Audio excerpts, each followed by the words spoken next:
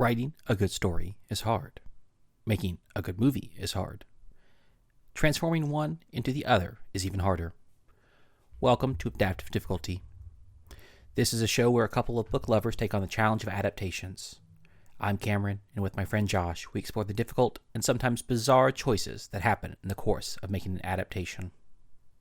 This week, we are exploring 2023's The Super Mario Bros. Movie, based on Nintendo's flagship series, Mario.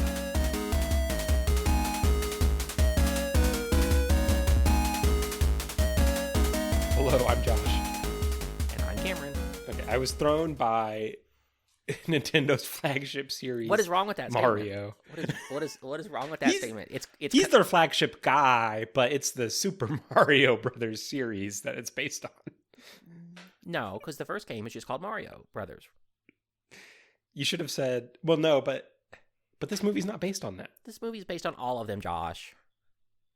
Because, they're very deliberate when they make Super Mario stuff versus Mario and, Super Mario 3D and Land and World. And, But they keep track of all this. The only thing I did not see in the movie was Mario Party. Yeah, except the star is, it works more like it does in the platformers, but the idea of going on a quest to get one is more Mario Party, I guess. Anyway, so I assume we both have possibly extensive prior experience with the topic here. Oh, absolutely. I can't think of any video game that I have more experience with other than perhaps World of Warcraft. Which Mario is the most extensive? Which Super Mario Brothers entry is your most extensive experience? It is probably Super Mario Sunshine, if I had to guess. Okay. That's interesting. I got Super Mario Sunshine when I was young because I had a GameCube, and I think my brother gave it to me for Christmas. And I played it a little bit, but I was 6 or 7, and I had never heard of it, even though I had heard. Sorry. Even though I had heard of other Mario games, and obviously liked them, but part of me was just Sunshine. This is for babies. Aesthetically, I was no, Josh, it's the greatest video game of all time. So I didn't play it a whole lot, and ended up, I think, selling it back to GameStop, which I definitely should not have done. Yeah. It's a great game. We love it. Yeah. I probably played the most New Super Mario Brothers DS as a kid. A respectable choice. I also had Wii, Galaxy 1 and 2. I had the Wii version of the original and Super Mario Brothers 3. So those were classics. Actually, if I think about it, the video game that I probably played the most was almost certainly Mario Party 4. Yeah, I had Mario Party 5. We played that a lot. The 4 is significantly better. Sonic and Mario at the Olympic Games 2008. Never liked that game. Classic. And no, it was good. I'm sure it was. I just didn't like it.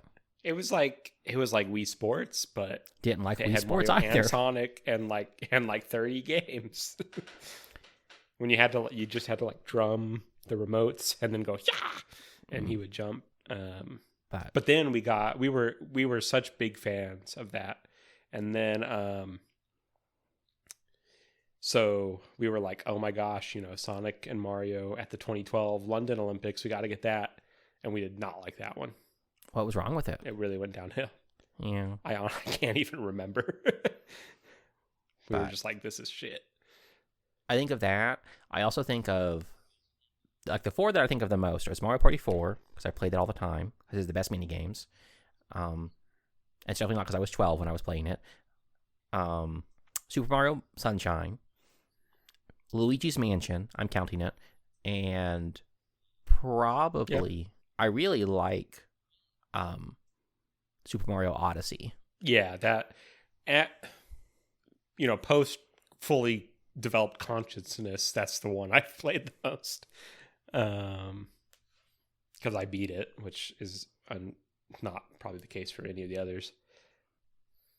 I remember, so you are someone, you are a completionist. Yes, usually. if I can, and it's not And tedious and so- bullshit.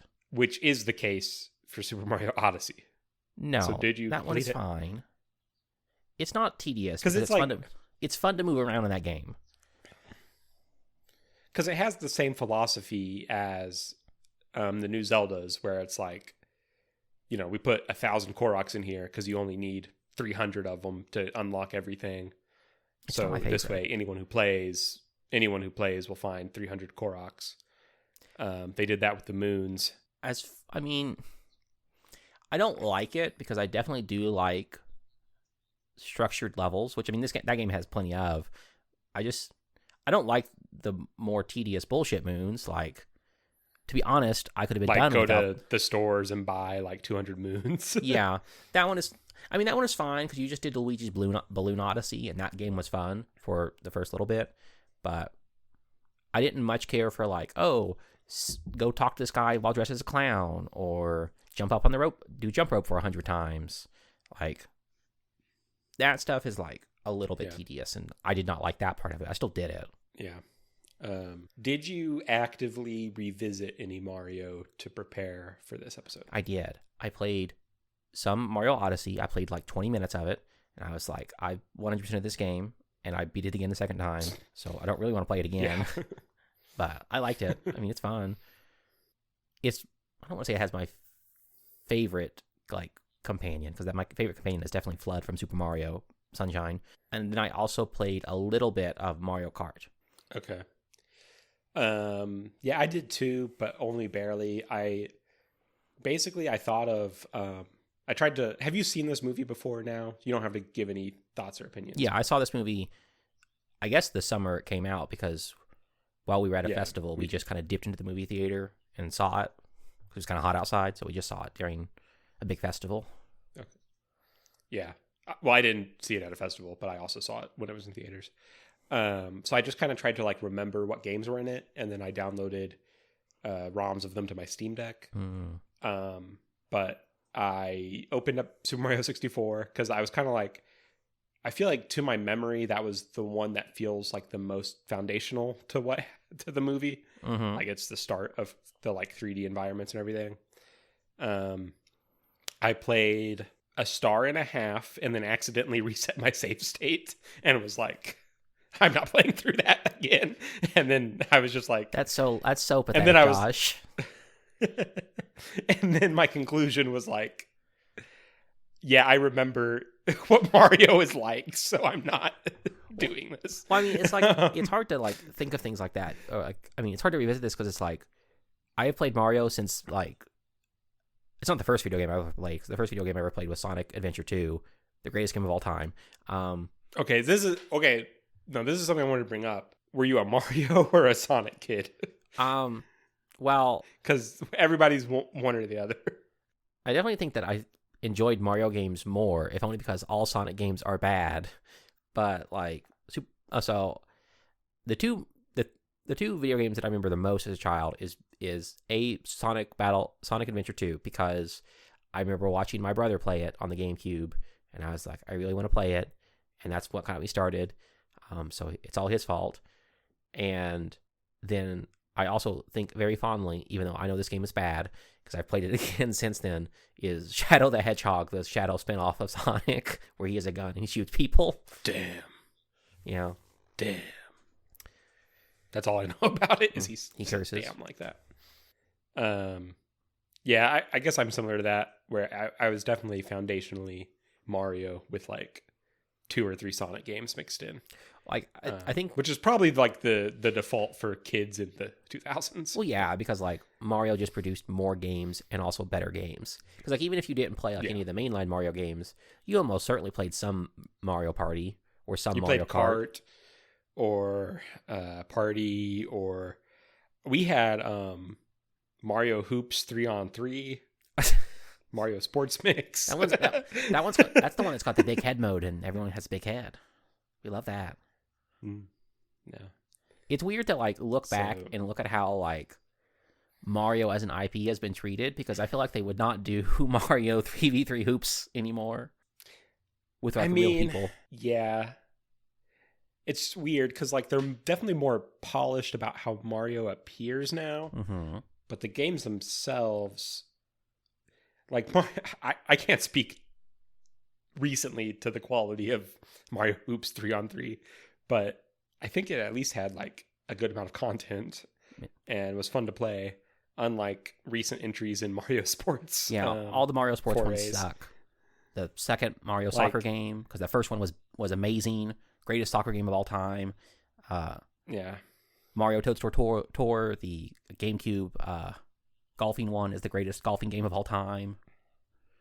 yeah. I already had Mario Golf Toadstool Tour, the RPG light one from GBA on my Steam Deck before we even thought about this episode. But yeah, like as soon as they hit Switch, like their games, like the UI got a lot more polished. But I feel like the UI just got more soulless. the actual games, just like, yeah, that's how they feel now.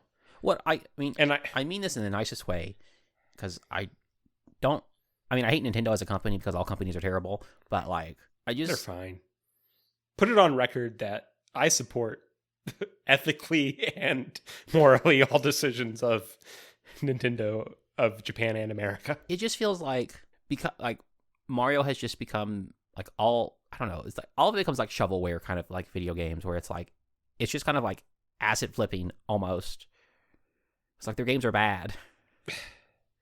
For other sports I games. wouldn't go that far. I don't know. Did you see? But maybe that's just newest because they golf game? charge more than shovel. The new Mario Golf was fine. I mean, okay, people like it. I'm not going to say it's the best one in the series or that it's like even actively good. But the main thing people are mad about with the new Mario Golf is they took one click away from the swing function. It's called complexity, Josh. It's called skill expression. So, like, it's fine.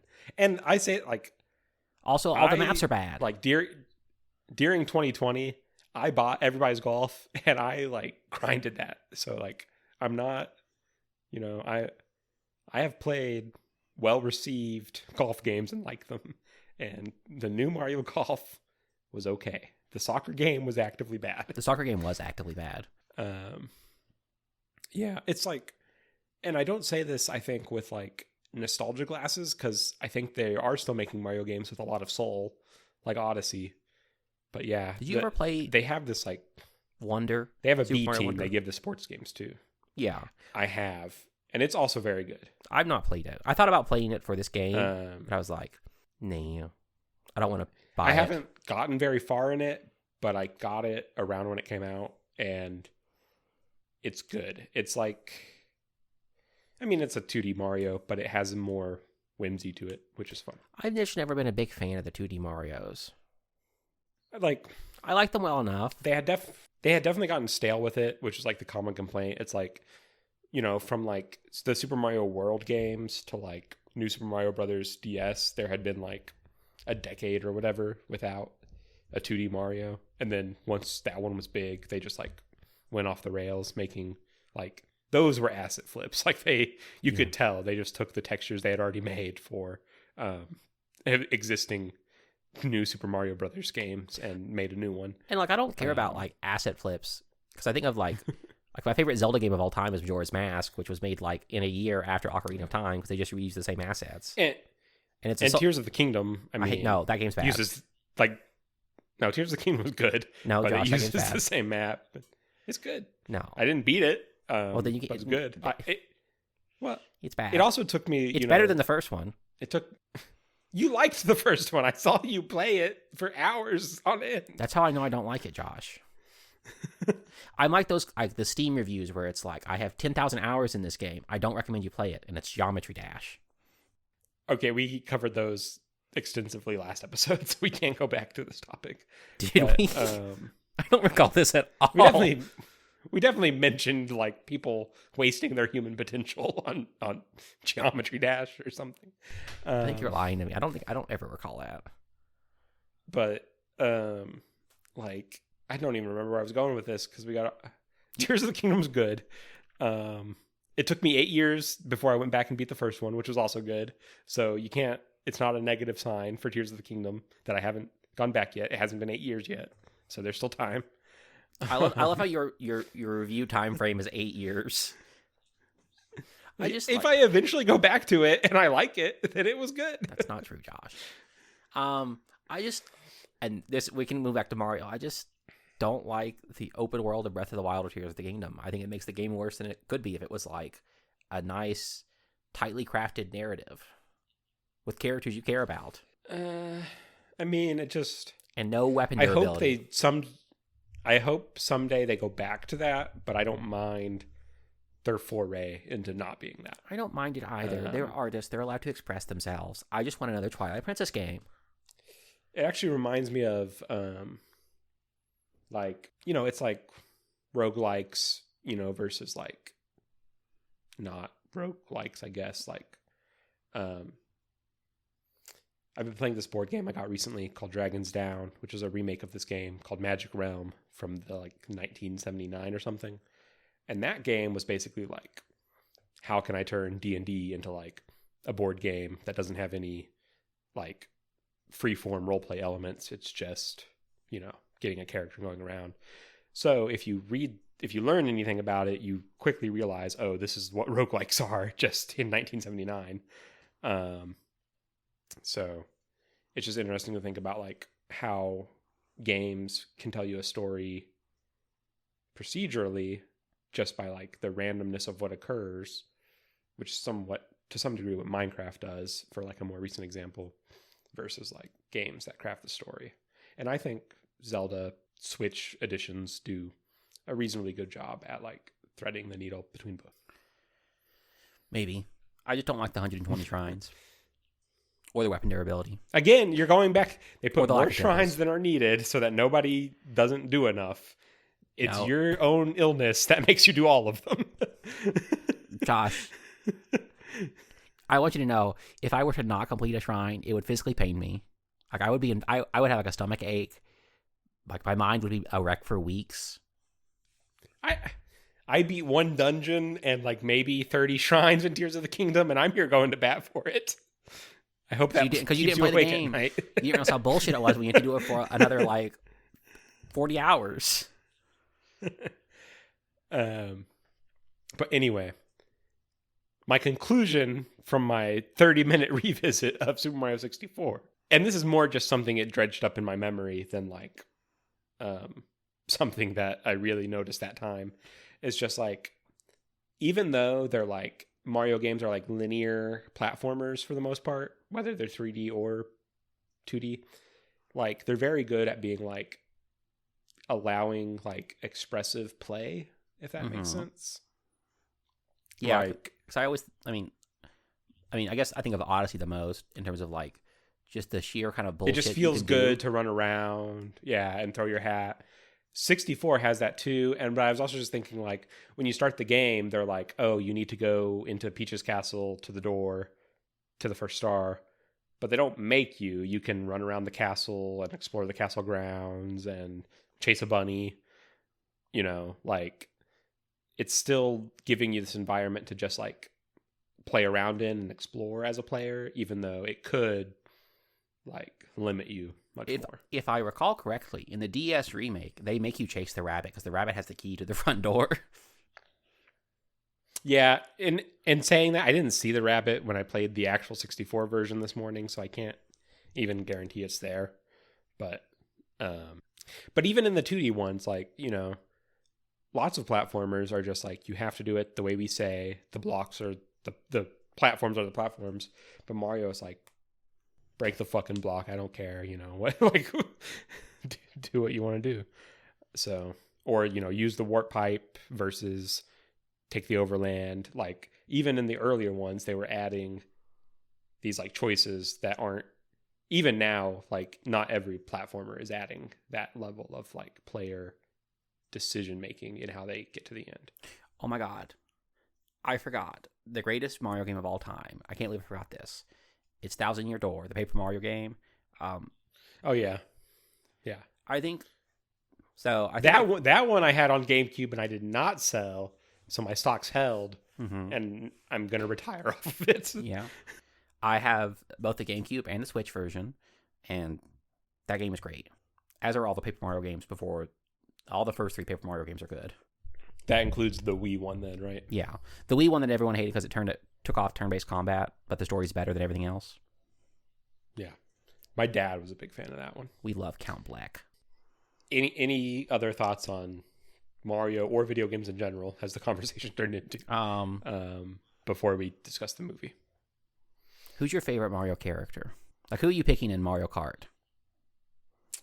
Well, now there's so many Mario Kart characters that I usually pick, like... If you say Rose Gold Peach, I'm gonna hit you. No, I mean, in the most recent Mario Kart I played was...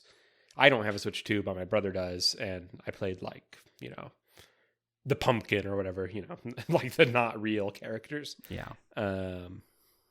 In terms of, like, recognizably identifiable Mario characters. On Mario Party, I pick either Donkey Kong or Birdo a lot. Those 2 choices make sense in my head for you. I don't know what that says about you or what that says about me saying about you, but it definitely says something. I'm definitely a Shy Guy person. See, I don't like Shy Guy, not because he's not cool. It's because he was who you got if you played Mario Kart DS download play and you did not own a copy of Mario Kart. So in my head, I associate it with being poor. But Josh, there's so many wonderful Shy Guys. They all make wonderful noises. If we go back to Paper Mario, they have Gourmet Guy, who's a giant fat Shy Guy. He's the greatest thing of all time. Also, I have a hard time with the recent developments of every side character is a Toad or a Shy Guy. Yeah, I mean, it's one of those things. I mean, they should make some new ones. I mean, I think of this in all of the Paper Mario games, which also got rid of all their fun sidekicks or whatever. Like, I don't know. It feels like one of those things where it's like, it's easier to draw when I just had to color swap this Toad into a different character. So now it's like, it's the yellow Toad, so it's different. As opposed to, like, making a weird, like, I don't know, bird creature. That's true. It would be cheaper, but it also, to me, and I don't have any proof of this, but it reeks to me of, like, someone made, like, a series Bible that they have to go by. And since it does not, like, explicitly allow new characters, they just have to stick with Toads and Shy Guys or whatever. I mean, this is the problem with any kind of, like, brand integrity, where, like, whenever they decide that they're going to do brand integrity, they freeze the character there, and you cannot change from it whatsoever, because that's, like, destroying the brand integrity. So, I mean, I think of this with, like... Spoilers for the Super Mario Brothers movie, 2023. Yeah. I think of this, like... I mean, any kind of Disney stuff is kind of, like, trapped in this hellhole of, like... It has to be kind of what your parents remember it being, or what you remember it being. They gave Mickey his juice back within the last, like, 10 years. Do you remember that video game? What was it? It was the Mickey's, like, painter. Epic Mickey? Yeah. Like, they would never do that again. Yeah. Well, even when Epic Mickey was made, they nerfed it compared to, like, the creator's vision. But the new Mickey cartoons, where he's, like, a more, like, flat style, he's back to being a little scamp. They're pretty good. I mean, it just kind of mirrors the, like, I don't know, the corporatization of, like, McDonald's, where they got rid of all the fun playhouses, and now it's just, like, the benefit of like... Okay, to be clear, the playhouses were also corporate. Yeah, but they had more spirit. Or, like, the Pizza Hut places are now boxes and not, like, fun shapes. Yeah. Because, like, you want to own land and own property so you can resell it later for a higher price, not because you want to open a restaurant. Yeah. So, moving back to the actual topic of this podcast, what do you think of the movie? The last note I wrote once right as the movie ended was, is this worse than a Minecraft movie? Okay, so I have this note where I said, if I had a nickel for every time a movie starring Jack Black involved someone finding a portal in an abandoned industrial work, I'd have 2 nickels. And was based on a video game. Yeah. That does not bother me. Like, the minor similarity to a Minecraft movie, but just, like, I think the Minecraft movie had more soul. You know, honestly, I do too.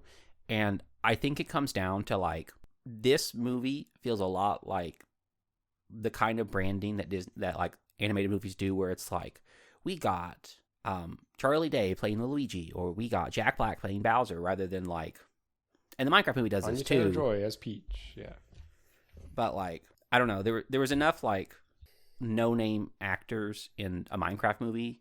I mean, I don't want to say no name actors, but like it felt a lot more like. I mean, the three of the main characters, other than Jack Black, were not actors I knew anything about prior to the movie. Isn't it Jason Momoa who plays the big guy? Well, I knew him, but there were two kids and the woman that follows them. It just tells you what I remember about that movie. Is I forgot there was a girl child. But if that tells you what her role in the movie. We can go back to doing the movie in order in a bit, but like the main note / takeaway that I think kind of puts what I'm gonna say the whole episode in perspective is that first scene with Peach where she determines to like go to the Kongs and ask for an alliance. That was when I realized I was just like, every single line of this script only exists if it is stating the plot of the movie. Yeah. Like, you know, most movies have lines that are just designed to reveal the character or set the scene. Those do not exist in the Super Mario Brothers movie. They don't have personality. They don't have wit. They just, like, they say what's going to happen, and then you cut to that happening. They also, like, say it in the flattest way possible. Right. It's like, why did you buy all these amazing voice actors? Not even amazing, but, like, at least famous voice actors. Like they could Anya hired... Taylor-Joy's Peach has no personality. Yeah. I think, honestly, in terms of, I don't know, we can probably rank the voice actors. I don't know. I do think Jack Black is probably the best voice actor they have, but that's because, like, he's playing a version of Bowser that's, like, believable, where he's, like, a goofy goober. And, you know, he's adding the Jack Black sauce to it as much as he possibly can. But, and this, I would not have, because my memory of this movie was not that it was, like, dismally bad when I saw it in theaters. I didn't think it was, I didn't think, spoilers, but I didn't think it was as bad whenever I saw it in theaters either. So, in my head, a month ago, I never would have been like, Jack Black's performance in Minecraft is better than when he played Bowser. But I think his performance in Minecraft just had more room for him to breathe. Well, it's like, I mean this in the nicest way. I think I said this in the Minecraft movie too. Jack Black has like one character he plays, and it's Jack Black. And that's not even true. That's true in these comedies that are only hiring him to do that. Yeah. But like Bernie, which is like a dark comedy by Richard Linklater, he's not just playing Jack Black. But yeah, I get your point. Yeah. And, you know, he brings the kind of Jack Black thing that I kind of associate with, like, because there's like two versions of Bowser depending on which video game you're playing. You're either playing like you're fighting off against like the Godzilla monster-esque Bowser who doesn't really like talk and just kind of like roars and screams and whatnot. This is in like your 2D Marios and like your Super Smash Brothers. And then you have like the funny, goofy goober Bowser, which is in like any of the RPGs, or really kind of any of the ones where he talks, where it's like this man is like embarrassing himself every time he opens his mouth, and he's also like weirdly, and he's obsessed with Peach in all of them, but like disturbingly obsessed with Peach in certain ways. Yeah, and I think it's also telling. I mean, it would have been memorable anyway, but the most lasting like cultural moment of this movie is the Peaches song. And that one's infinitely worse than the Lava Chicken. Okay, the Jack Black song is maybe the only area I'm gonna, and the animation quality are the only area where I'm gonna give Super Mario Brothers the edge. No. I will defend Lava Chicken song. But because it's clearly that they let Jack Black improvise a song. They did not have that written for him. I'm 100% convinced that the Lava Chicken song was entirely improvised by Jack Black too. Lava Chicken maybe was improvised by Jack Black and is also obviously the cynical result of seeing the success of the Super Mario Brothers movie. Um, so, but anyway, my point is that's like the one moment in the movie where a creative person involved with it was given the leverage to do their craft in an enjoyable way. That's fair. And I don't know, I've kind of gone hard from the gate on this. I don't know if you hated it as much as me, but I was falling asleep. I was on my phone. I was I was also on my phone. But like, did it bother you that they were doing like real live songs? Like they did Take On Me. It didn't really bother me, but okay, this is the third. I guess it is actually frustrating because I think the writing is extraordinarily weak in this movie, but the animation is pretty good, or very good. The voice acting is fine, but it doesn't have enough interesting lines to deliver. I think the original score, or like the instrumentation score that's not needle drops, is really good. Yeah. Like when they were the way fighting at the very end. Yeah, like they work the video game music into like the original compositions of the. Like I almost think this movie has a better soundtrack than it is movie. That's probably true. But like, so yeah, the real songs didn't bother me, but they were the most basic songs they could have chosen, and they were not as good as the score. Well, like, I'm thinking about like these songs, and I'm like, okay, why include real life songs? To me, it feels like it's to appeal to as wide an audience as possible. But like, your main audience in that movie is like 6-year-old children, right? So like, they don't care. Yeah, if it has like, what's their stance on Take On Me or the Beastie Boys?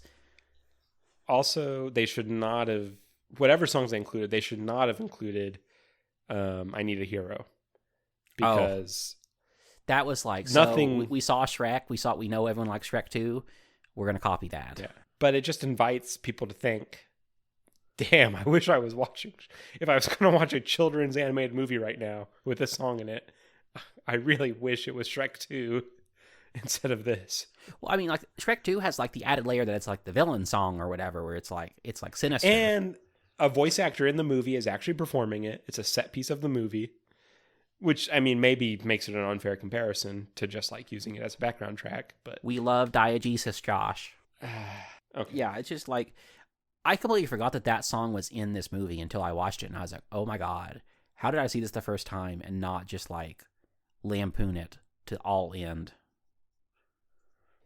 But it's just like, to go back to my original point that we started from here, like the thing I always think about, and this is like an unfair standard, which I recognize, but I kind of always compare the writing of children's movies to The Incredibles, because if you watch The Incredibles, it's like not, and I think I've said this on this podcast before, it's not like written down at all. Like you could feasibly make a movie for adults with the script of The Incredibles.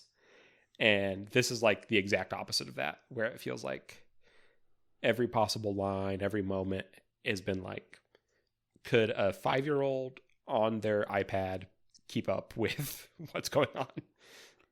I said this before, I'll say it again. Stop making movies for children. They don't pay attention anyway. They just want to see the colors across the screen. Honestly, that might be true. Like, just make movies for adults that happen to have pretty colors in them. I mean, I guarantee you that's like the best way of doing it, because like, you don't really that's what I just said about The Incredibles. So you don't have a consciousness until you're like 12, so wait until then, and then you can start designing movies for them. Because I think of like things like Frozen or whatever, and like the kids like don't care about the story, and it's got a decent story in terms of like presenting information. I have issues with it, but like, my actual stance is that I really love very well made children's media. What a hot take! What a hot take, Josh. But I'm just saying, like, it's been done before. It can be done again. Children deserve better. Oscars for the children. It's called the best animated movie. No, Josh, because animated movies can be for adults too, Josh. You were just arguing for this. Yeah, but the Oscar voters don't know that. That's why I guess it's like the Kids' Teen Choice Award or whatever. Yeah, the Kids' Choice Awards exist. So there is an Oscars. I mean, I don't actually know if they still exist. I haven't heard about them since I was 13. But And watching Nickelodeon. Yeah. Like, and to be specific, so after that first scene with Princess Peach, there's another one a few minutes later where she's getting ready to head out. Mario's back. The Toads are all gathered around. And this is where I really got mad because Peach announces like, and I'm sorry to do the like angry rant about a bad video game topic. I'm not the angry video game nerd. But like, she says something like, I'm going to head out to the, and then she gets interrupted. So you don't even hear exactly what her plan is. Mario shows up. Some toad in the crowd is like, who's he? And she goes, he's not important. And then all the toads cheer and Peach and Mario go into the pipe off to their adventure. And I was just like, if you're not a viewer of the movie, like if you imagine you're one of those toads, this did not make any sense. Like, Princess Peach did not finish telling you where she's going. She did not explain who that man is. And then she hopped in a pipe. Well, I like to imagine the writing. It goes like this, where it's like, Toad raises his hand, and Peach is like, how dare you? I'm like a god to you. Why are you even raising your hand? And then he asks the question, and then she's like so fed up, she's like, fuck it, I'm just leaving. But all the toads cheer as if they learned or experienced something. Listen, Josh, the Toads are like the 6-year-olds watching the film. They just want to see pretty colors go across the screen. And then, like, a similar thing later is, like, when they turn Bowser tiny, and then Donkey Kong is like, ha, he got the blue mini mushroom. And I was like, damn, this is one of those movies where they got, like, a mandate to write it so that you can pay attention while you're on your phone, and it's streaming on Netflix. Like, there's no reason to include that line unless you're, like, trying to help people who are not actively watching the movie understand what's going on. I want you to know, and I won't elaborate on this, but whenever he was put in the jar, I had the worst thought possible. And you have to know what I'm talking about, but, like, I'm not going any further with that. I just had to, like, share my thought process with somebody. I don't know what you're talking about. You don't? Okay. Is this some inside joke we share? No, you have no reason to know this because you like don't go to those parts of the internet. But like, there's this. I'm gonna cut this from the. Oh yeah, absolutely. I just like. Well, do you have? Those are my overarching thoughts, which is 3 times where I got actively depressed at the state of the writing. Do you have any overarching thoughts before we just go through this chronologically? I think that the bit about Mario not liking mushrooms is dumb and stupid. Just let him like mushrooms. Yes, I agree. Like, because it's not an obstacle at all. Like, if it was like, oh, I'm allergic to mushrooms or whatever, but it's like it's not an issue whatsoever. Right. Did not much care for the Secret Life of Pets house that they were in at the first part. Is it actively from Secret Life? I have no idea. It just kind of looks like that art style. And both of them are Illumination, right? Well, yeah. I mean, I think that's just being an Illumination movie. Well, I mean, it's got the dog, too. And I feel like the dog was probably there somewhere in the movie. What else didn't I like? I mentioned the Holding Out for Hero song. I did not like Bowser's design in this film. I can't say I noticed how actively different it was. I mean, what did you not like about it? He felt too fat. I feel like I always associate Bowser with like big athletic and like muscle. Yeah. And like he's always like a physical threat, but like he's like a linebacker. He felt like very pudgy. No, in this one he's a linebacker. I didn't notice it. It didn't bother me. The only other thing that I was like curious about was what'd you think of the Luma that was in the dungeon that was like, life is meaningless? I liked it fine. One of the few active attempts at jokes that I occasionally chuckled at during the movie. I mean, I'm always a big fan of like little characters saying like depressing shit. I always find that funny. Um, Are you was also that Piglet's moment. #1 fan? What? Oh, I got Piglet and Eeyore conflated in my mind. I do love Piglet. Piglet's a great character. I always think of that. Okay, so I was right. Okay. Where they had to go to like Christopher Robin goes to school and they try to find him, and he's like they go through like a skull mountain or whatever. That's beside the point. But it was at that moment that I was like, they're definitely doing a second one, and they're definitely doing Mario Galaxy, and I was right. Yeah, well, that had been announced before I watched it today, so I knew. Well, it wasn't when I watched it in theaters, but I was like, when I saw that in theaters, I was like, that they're doing Mario Galaxy because that's Illuma. They're going to do Rosalina. Although confusingly, the teaser at the end is for Yoshi. Yeah. Which he's in Galaxy too, so Yoshi's in Galaxy. He's in Galaxy. I think I thought so. the big thing, I thought Yoshi was like one of the big features of Galaxy 2. Maybe. Because you know how Nintendo's always like, we have to have a new gameplay element or else it's not worth making. So that's who they added to Galaxy 2. Going just back to the start of the movie. First thing I noticed was... Oh, okay. I couldn't remember what this note meant, but one thing I will say the movie does, not that it's good or bad, is I think the elements of the world that are not Mario himself have a lot more agency than they do. Because specifically, I saw the penguins talking and like going to war, and I was like, damn, in Mario, they are on like a 2x2 grid and go back and forth forever. So it was almost kind of like unnerving to be like, they have souls. Yeah. But like my big takeaway from that movie, from that scene specifically, whenever like it's Bowser's army and he's lining up, I'm like, damn, they really should do a Mario RTS game and let me play as the different armies. Yeah, honestly, I could see that being good.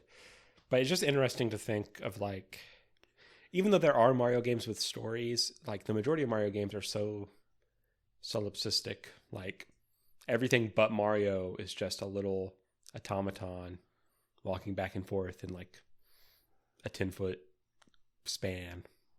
And this is why Paper Mario is the greatest set of RPGs, because ignoring the ones after number 3, they have shit in the background going on all the time. And characters that are like their own characters and doing their own thing. And then my next hot take, I don't know if it's a hot take. I don't think they had to make them plumbers from Brooklyn. Like, when was the last time that was a relevant plot element in a Mario video game? Mario 3D World, whenever they fix the pipe to go to the Pixie Kingdom. Sorry, it's Pixie Kingdom or whatever. They start in Brooklyn in that game? No, they start as plumbers and they fix the pipe. Okay, being a plumber is different, but the sense I've gotten from like every Mario game since post Mario Brothers, the arcade game, is that he just like chills in the Mushroom Kingdom now. Well, I mean, it's which like I guess the is same what he's thing. doing by the end of the movie, but It's the same thing with like the Minecraft movie where it's like, why is this not just set in the Minecraft world? Why does it have to have this like 3D like Right. this extra world element? And it's like, I don't know, it helps add stakes, but also kind of remove stakes for certain characters. yeah. I don't like And it. I Like, just think like I did think it was funny when they were like, you're chasing a dream, Mario, and his dream is like a plumber, like the most practical thing he could possibly desire to be. But also like it does not ever come to bear on the plot other than the fact that he is a plumber occasionally comes up, but it's not like he like achieves this lost dream and that you are like made to like meditate on this fact or anything. yeah, I mean, it's entirely there to like explain why they end up in the pipe in the first place, and then beyond that, it's not relevant. Like it feels like they just forget, other than like the finale, they just forget they started the movie in Brooklyn for like the majority of the runtime. I mean, is that not how it is in most like we've entered the video game world-esque kind of thing? Don't ask me that. I don't know. I mean, it's like Minecraft. I mean, Jumanji's like that. Not the first Jumanji, the new ones. It's just one of those And things then where it's like, yeah, I don't know. That part never really bothered me. I just like, I don't think it's relevant. I don't ever think of Mario as Italian. No. I mean, Italian-American. I mean, even then, I know his name is Mario. Well, what ethnicity is he? I don't know. Spill He's from... No. He's There must a be one in your mushroomy- mind. Which one is he? He's a mushroom? He's a mushroom. He's What from does the that Mushroom mean? Kingdom. He's from the Mushroom Kingdom, Josh. He just looks different from everyone else. The next thing I wanted to know, there's a Donkey Kong arcade machine, and you even see the sticker on it that says like "Help me, Jumpman." So does Mario just like happen to dress exactly like the guy from the arcade cabinet? Well, I guess I didn't think about that, but like now I'm picturing him playing this as like a real like tiny person. As a child, he's like, that's what I want to be when I grow up. And he took it full throttle. Because from what I can tell in this world, that's the only media featuring a character that resembles Mario, named Jumpman, that exists. And Mario, I guess, decided to permanently cosplay as him. I mean, I guess that makes sense to me, Josh. I have no counter argument to that. That's just true. We're accepting it into the canon. Mario is a cosplayer. He's a cosplaying plumber. Do you have any notes on these first few minutes? I mean, I like the references that are kind of like throughout that kind of first sequence. Like, I like the fact that like, even though he should have been Mario in the first place, Charles Martinet is like a side character in like one line at the very beginning. Mm-hmm. And there's the guy with like the Wrecking Company hat. Yeah. And the GameCube ringtone, which I desperately want. Yeah. Also, they try to do this screenplay thing of like establishing everything in the beginning so you can pay it off by having them like do city parkour to like get to their job. I actually like so that it looks- sequence. Yeah. Because I mean, It's I thought it fine. was like, I thought it was good characterization. Like, if you've not played Mario if you haven't played Mario since like 30 years ago, like the characterization of these characters has kind of drifted. Like Luigi was never like a scaredy cat until Luigi's Mansion, or kind of like an idiot until Luigi's Mansion. So like this kind of like characterization kind of catches you up to speed. Yeah. And it's not bad. It's a little awkward to me because it's like trying to be this like setup and payoff, but it's like they're already good at it. So it's not really getting paid off later. It's just. It is fact. weird that like he can do all this stuff at the beginning, and then later on when he's trying to train with Peach, he like can't do it, or like can't do it as well until he has the mushroom. Yeah. And maybe I was just already mad for like the majority of the runtime, so I'm not seeing things with the openness of eyes. I liked the city scene fine, but like the trial run with Peach, I was just like, this is such a like stupidly arbitrary. Like I'm getting real like cinema sins on this. Well, And to me, it strikes me as one of those things where the training scene, the Mario Kart scene, like those two feel less of the Mario Kart scene, but like that scene feels like, okay, we've watched this film for like 25 minutes. We need to kind of have like an action kind of sequence to like get people re-engaged or whatever. And it's obviously the most like directly that the movie looks like a Mario game the entire time. Yeah, But except for the very it's end. just but it's just like they did not try. Like I cannot off the top of my head think of a creative way where they could have actually incorporated this sequence into like the reality of the world instead of it just being like it pops out of a box. But that's why I was not the screenwriter of this movie, and I think they should have come up with a better solution. Well, like to me, I feel like if I was writing this movie, I would almost cut out the Donkey Kong stuff and just be like, what Peach and the Toad and Mario are going to do is they're going to sneak into Bowser's castle to go and steal the star back so they can use it against him. Like, Yeah, well, okay. And then you have, because like- I was gonna say, like, I feel like if you don't do Donkey Kong, then it's not like an adventure. Like it gets Well, I to mean, the that's- end point. you just have them But you're traveling thinking through the of more- worlds. It'd be more like a heist, Yeah, I mean, I think that, like, I don't know, if you're pacing this which out, is really like, like they go to the desert world 'cause that's the second world or whatever after the Mushroom Kingdom part, and like they're like, I don't know if they're Okay. there to like find We've somebody cracked to kind of help them. it. Because that actually that's much closer to the games, because they could do like a gauntlet in Bowser's Castle, and that gives a justification for why they have this weird training ground set up. It's because that's what these castles with traps that people set up in this world are like. Yeah, I mean, you can just like establish it of like, we sent Toad spies to go spy on this, and this is kind of a little bit like what we see in his castle. It could be Star Wars, but Mario. Yeah, and like you go to the desert world and they do some stuff and they train and they fight a giant evil dry bones or whatever, which is how Mario learns to like kick Bowser into lava. Yeah.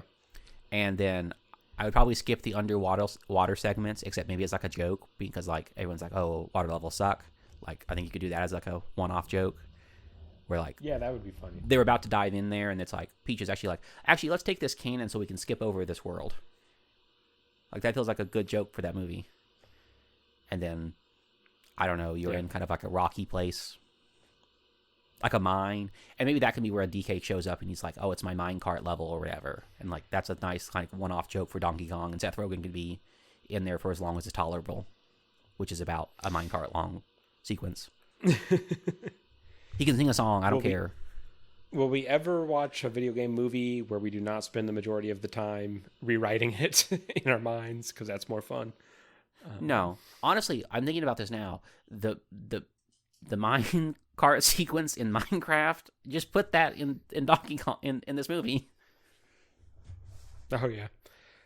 Well, speaking of Seth Rogen, I don't know about you, but the most recent thing I had seen Seth Rogen in was The Fabelmans, where he plays the like nice neighborly friend of Steven Spielberg's dad, who ends up having an emotional affair with Steven Spielberg's mother and like breaking his parents up.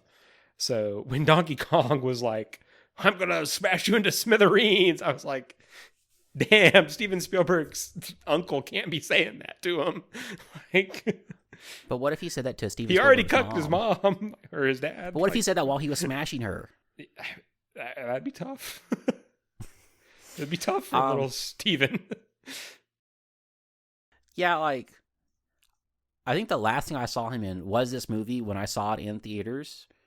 I just don't ever like, I don't have any problem with Seth Rogen. I just don't ever like see any of his movies. He is good in The Fabelmans, but he's just playing like, it's not like, I mean, it's a dramatic role because it's a dramatic movie, but he's not like an over the top dramatic character. But he's also like not funny, you know. He's just a good actor in it. So it's kind of against type. But I wish he did the voice for Donkey Kong. Yeah, that'd be so cool. I do like the fact that they brought in the DK rap, which is the greatest musical track of the Mario franchise. True. One thing I think is interesting is I feel like this movie kind of makes it clear that, at least currently, going back to the idea that like Nintendo apparently has some sort of series Bible or style guide, it seems like 3D World is like the current aesthetic of Mario that they like push. Which, I mean, is fair, because those games are good and nice to look at. Yeah. And like Cat Mario is a good power-up. Yeah. Yeah, I don't have a lot of deep things or really much to say about it, but I just thought it was interesting because like I wonder like what, like will Galaxy lean into like the aesthetic of the Galaxy games, or will it be like the 3D World aesthetic we have here but in space? I would think, I assume it'll be like this movie but in space. But yeah, probably.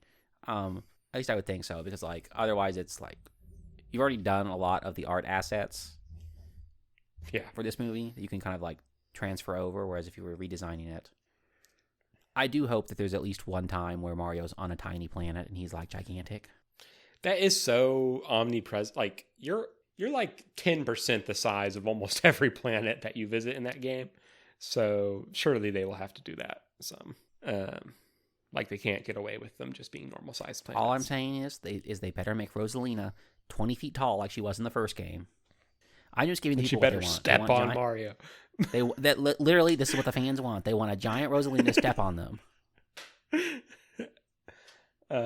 My next note is just that Luigi is wasted in this movie.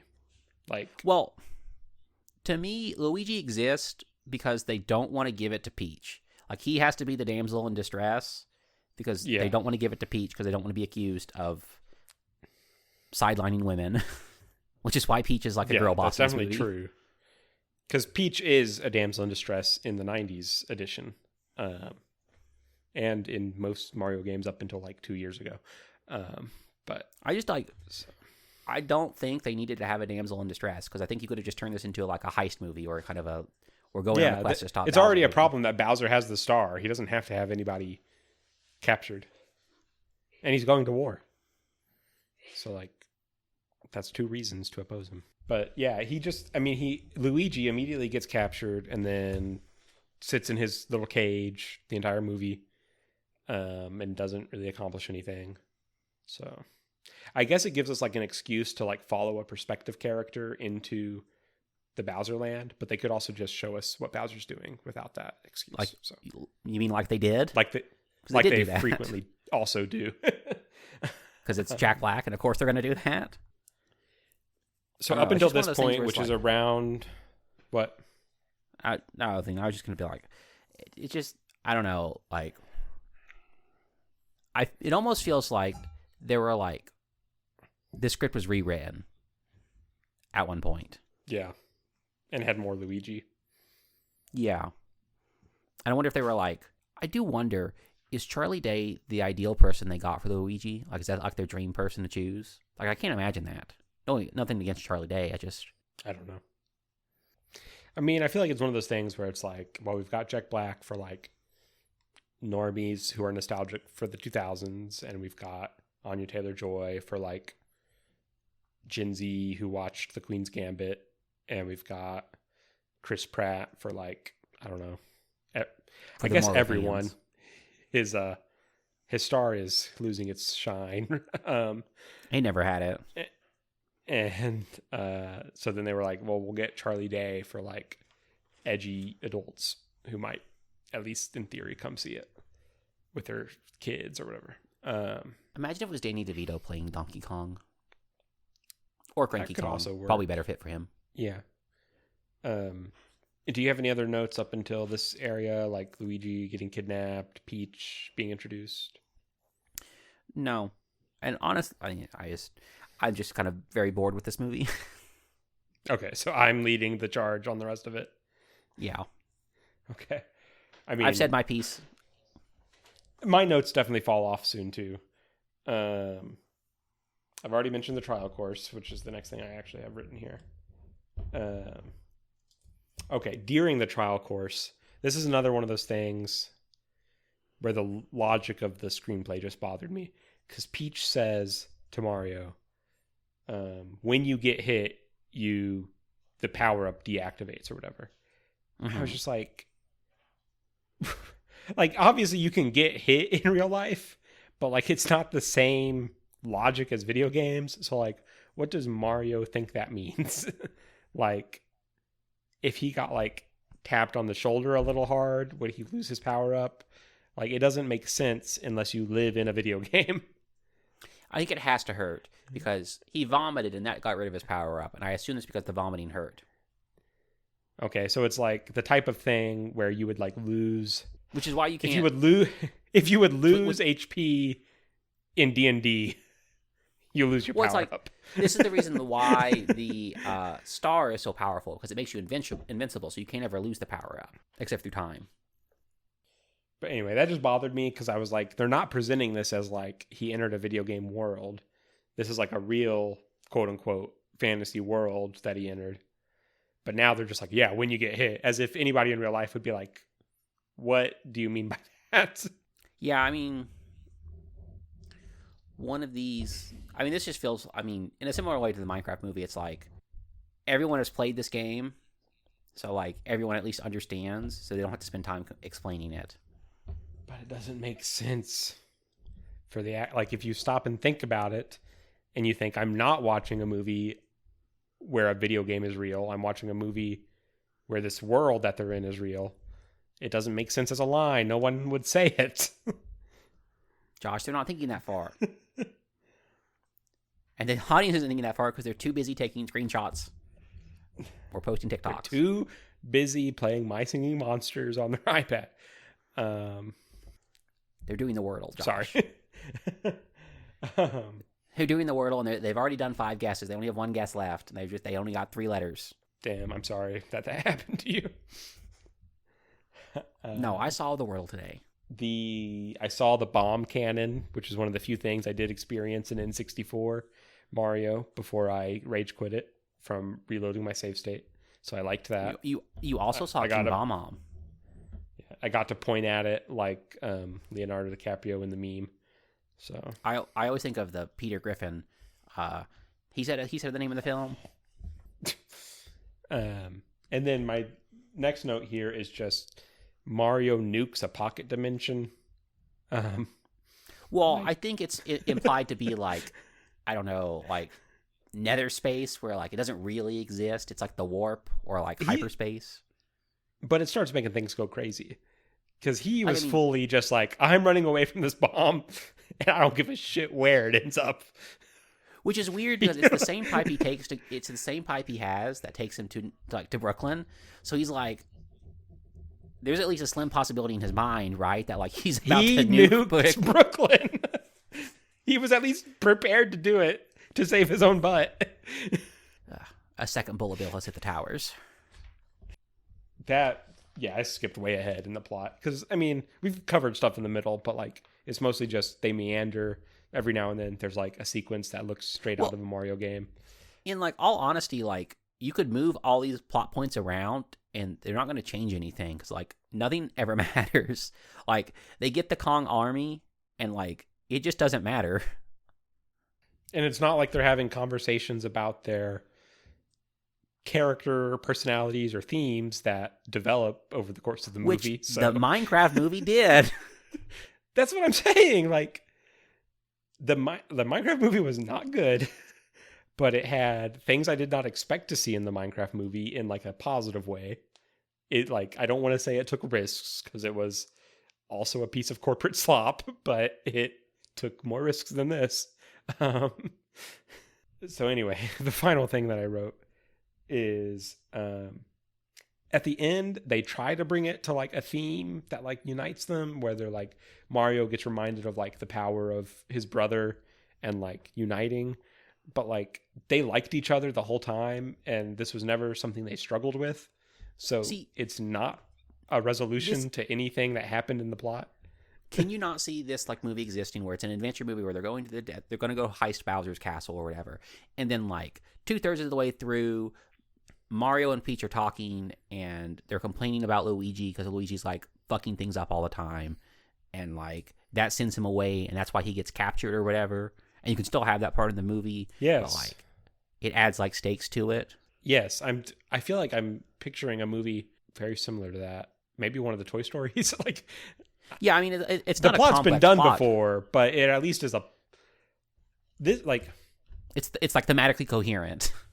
Yeah, this movie has a plot in that things happen one after the other, but I'm not sure it has a story because nothing motivates through the characterization of anyone in it why things happen one after the other. Well, now that you put it that way, it's a faithful rendition of Mario because that's what Mario is, right? Well, that's the it's like they were afraid to give this a story because that would make this a specific Mario, you know, and they can't have that because that's not good for the corporate brand of Mario. For there to be this one Mario who's in the most public-facing Mario thing they've made in a decade, to be this particular specific version of Mario, he has to be every Mario. All I'm saying is, let me write the sequel. Part of me is like, part of me has like the Avatar thing in mind, where I'm like, because the thing people say about Avatar is like he got the basic story and built the world out of the way, and now like the sequels are a little more complex. It's like maybe they've gotten setting up the Mario movie world out of the way, and Galaxy still stands a chance, but I'm sure that's false hope. Well, like, I'm trying to think of like, okay, what theme could they do in the Mario Galaxy movie? Because I could see like, I don't know. You're you failed when you asked because they did not. I mean, that's true, but I'm trying to think, okay, what's going to be different about the sequel from this movie? Other than the fact that, like, there'll be a tiny planet that Mario's on. It'll be set in Yoshi space. will be there. Rosalina will be 20 feet tall and stepping on Mario. Bowser Jr. might show up. Now that I think about it, I think I was thinking of Shrek when Shrek overhears Fiona and Donkey. And I guess it's true. He thinks that they're calling him ugly. Yeah. That should have happened to Luigi. I mean, like, honestly, torture that little green man. He, like, runs away, and that's how he ends up in the spooky dark forest, because he takes a different path than they do, where he falls down a warp pipe or whatever the fuck you want to do. Like, you can do this. This is not hard. Yeah.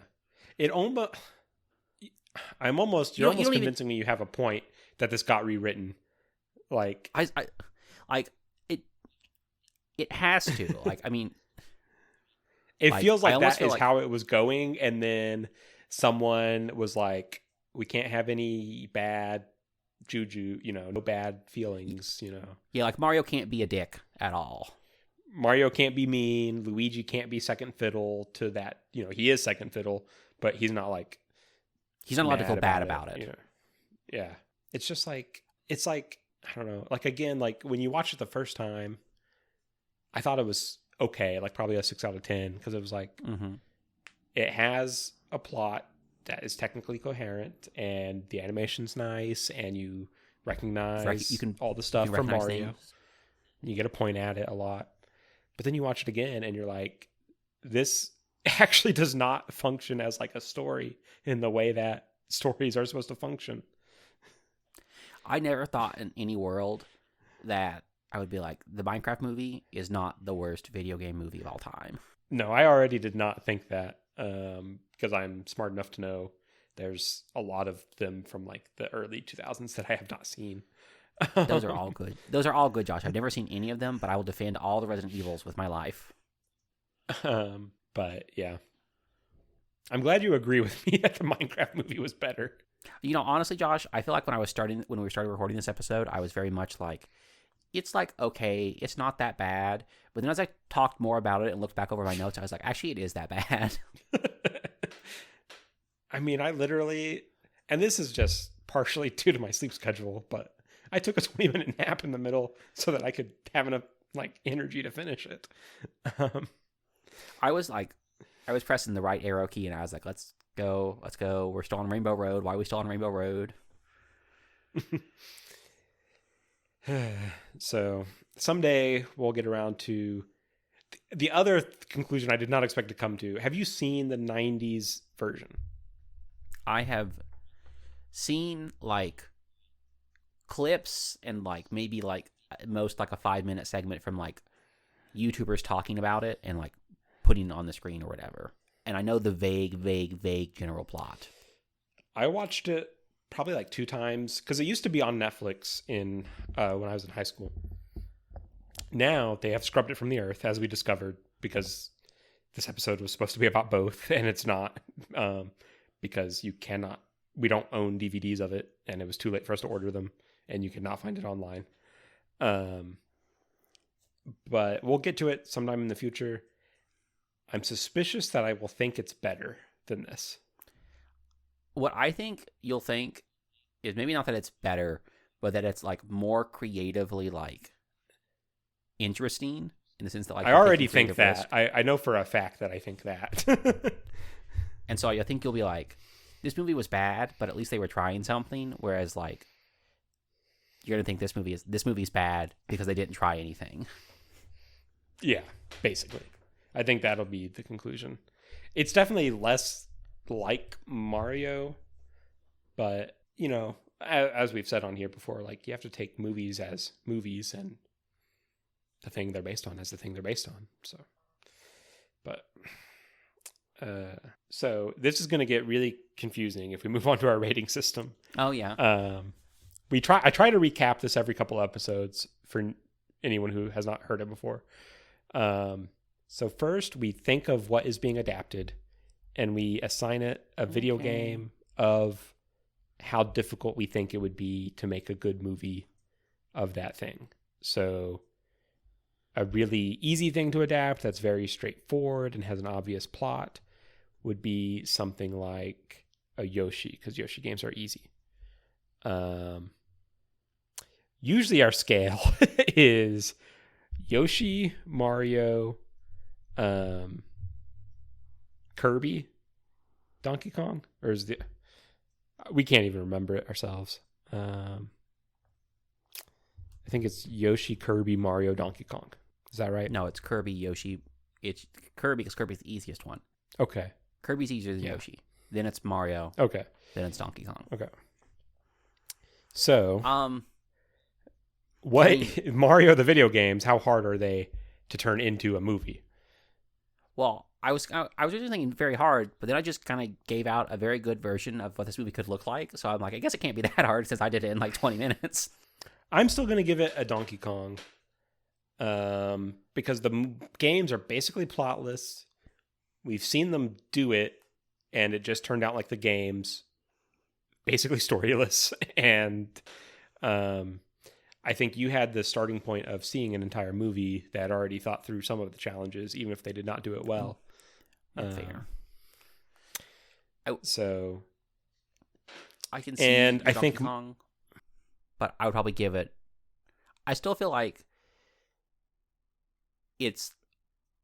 I would probably give it a Mario because like you already have a very solid basis for like an adventure to go on. You just kind of need the emotional core. And like I mean, of course, that's like the if they had just made like if they had made a Paper Mario movie, I would give it like a Yoshi. So they should have just done that. But I mean, like you could like. I just inserted like the most generic like conflict possible for like a children's movie. It's like brothers are mean to each other and don't want to be around each other. Like that's like Rugrats level of like plot. I mean, that's the plot. Like every Pixar movie, almost when you think about it, is like two characters where one's a grump and one's an optimist, and they don't like each other. And that would have served this movie perfectly well. So yeah, I mean, like they're not trying to like push the envelope with like movies. So, and I don't think they ever would, and I don't think I ever would suggest like to do that for a Mario thing. So I was like, it's gonna require thought and effort. So it's definitely more than Kirby, and it probably will require a significant thought and effort. So I think it's beyond a Yoshi. Yeah. And then what we do next for rating is basically, do we think the movie we watched beat the game, as in was successful?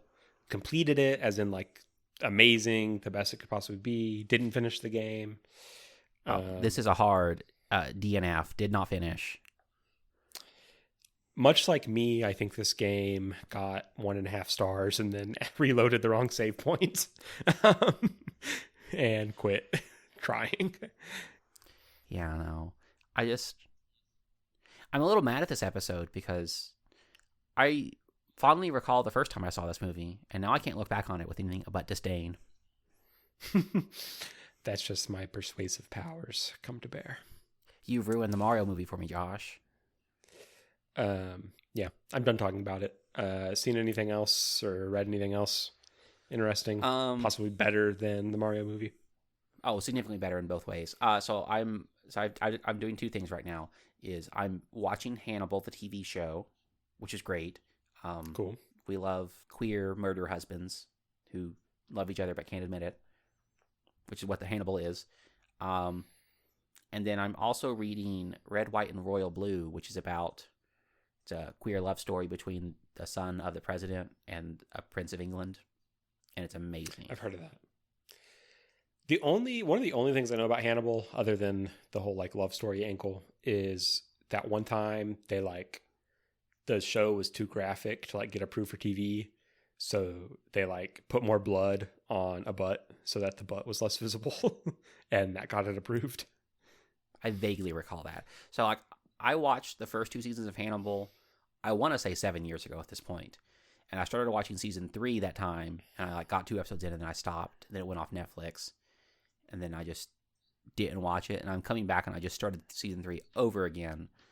And I'm like, I really want to watch the first 2 seasons again too, but I'm not done with season 3 yet. Nice. This was a few weeks ago now, but we don't record often enough. So I saw One Battle After Another in IMAX. No idea what that is. That's the problem. It's the Leonardo DiCaprio, the new Paul Thomas Anderson movie, who did like Boogie Nights, There Will Be Blood. Okay, it's based on a starting to Thomas. sound familiar.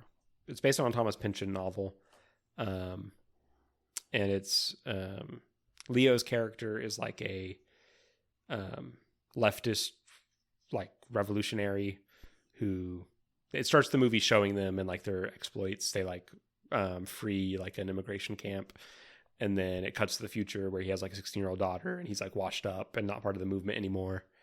But his daughter gets captured, so he has to go on like a bumbling action adventure to save her. It's very good. It's considered like one of the front runners or the front runner for Best Picture, and I would say it deserves it.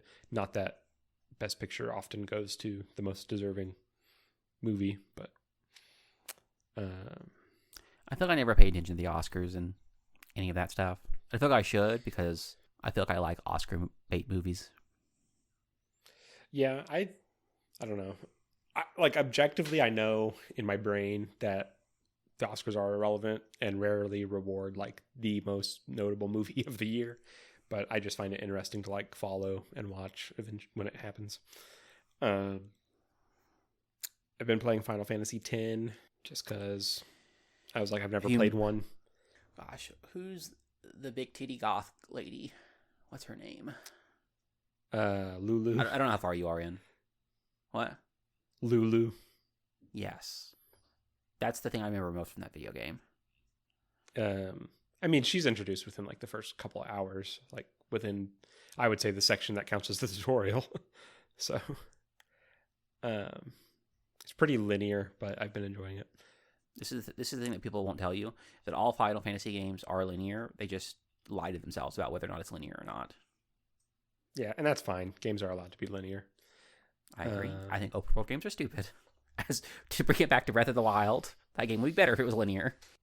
How's Final Fantasy X? I said it. It was fine. I've been enjoying it. Digging deeper into it. I don't like the sport mechanic. Oh, I think I would like it if it was completely stationary and a true turn-based game, but instead it's like a half measure where like your character is like swimming around like a maniac, but you're also taking like turn-based shots at the goal, and that's just obnoxious. yeah. I like Final Fantasy X. I've been watching a lot of Taskmaster recently. I watched like the first like 8 seasons of that, and I was like, I'm going to put this down for a while, because I watched all of it in like the span of like 4 weeks, which is a lot, and I'm like, probably should stop. I just never picked it up again. I go through phases with like, I go through phases with like British comedy where I'm like, it's real binging and purging is really kind of what I do with British comedy.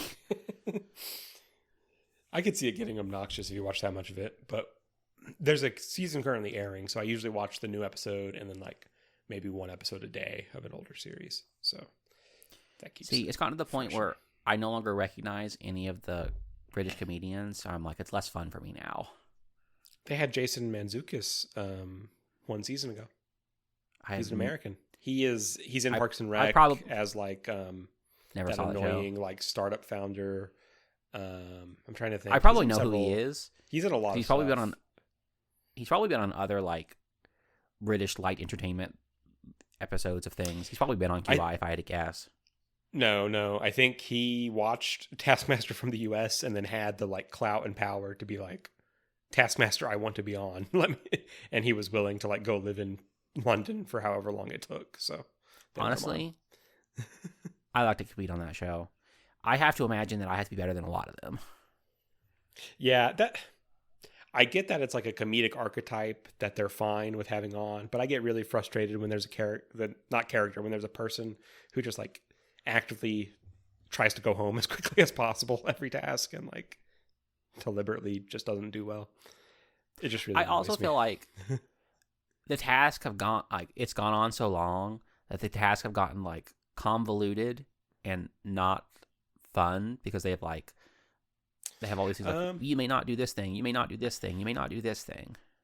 I think that's true for some of them. Like the previous season with Jason Mantzoukas, I think suffered from that syndrome of like the task itself was not that interesting, but it had a bunch of writers that were like, one of you must stop every 30 seconds and shake your head at the camera, and one of you must always shout, like just think things that made the task obnoxious by default instead of like I'm just never like those because it's like they're just kind of like, I think a couple of gotchas per season where it's like, don't do this one thing, and then they do it and they get disqualified. I think that's fine for a couple tasks, but I think it just gets annoying when it's all a task. Yeah, but I think the most recent season's been better because they've done some very open-ended ones. Like there was just like make the most awkward situation. You have 20 minutes, and that led to our real all-timer bit. And like I still think about the one. I don't know if you've seen this one where it's like they have to impress the alderman of like a city or whatever, and like it's wild. I don't think I have, but you should look up the one I'm talking about, or like just watch season 20 that's airing, because I think it is better than season 19, even though I do not know who any of the people are on this one. There are 20 seasons of that show at this point. They do 2 a year, kind of like reality shows, normally do. So they've been on for 10 years. I think that's going to wrap us up. So I'll just say, if you've watched this far, rate us or review us on Spotify or Apple Podcasts. It really helps. Follow us or subscribe. If you want to reach out to us, we're at adaptivedifficultypod@gmail.com. We will read and see and consider your email if you send it, so feel free. And yeah. Oh, next time we are doing Pride and Prejudice. Do we want to hash out live what we're watching? We're definitely reading Pride and Prejudice by Jane Austen. That is true. That one's definitely happening. The 2005 movie, I assume, is probably what we'll go with. Probably. Maybe in the future we could revisit there's a BBC miniseries that's the one my mom loves, is the BBC miniseries. She thinks the movie, I already know. She thinks. Can we get your mom on the podcast? Please. Let's get your mom on the podcast. So yeah, Pride and Prejudice. We'll do the 2005 film. Next month we release on the 4th Friday of every month. So catch it then. Okay. Well, that's all. As always, we'd like to give credit to those that made this podcast possible, those that worked on the adaptation. Thank you for providing us with this interesting art piece. To our listeners, thank you for tuning in, and join us next time as we kind of look at Pride and Prejudice. Kind of.